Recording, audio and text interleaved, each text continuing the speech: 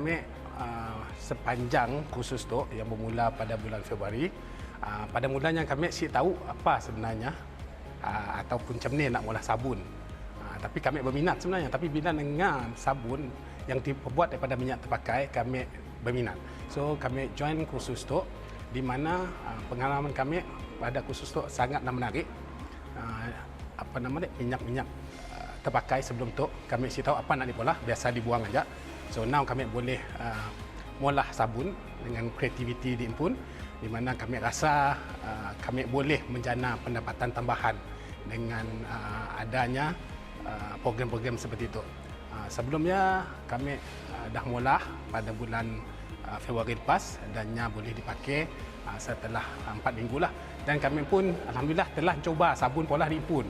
Bila dah coba sabun polah diimpun ya, alhamdulillah nya sungguh berkesan. Sebabnya daripada minyak terpakai, pada pendapat kami, bilanya daripada minyak terpakai, nya boleh membuang minyak dengan sangat berkesan.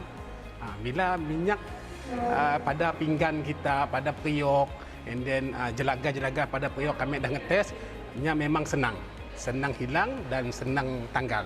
So alhamdulillah bagi kami kursus tu, di mana hari itu adalah hari yang kedua untuk lanjutan kursus pembuatan sabun dan minyak terpakai. Alhamdulillah kami lebih knowledgeable lah tentang macam ni proses mula sabun tu.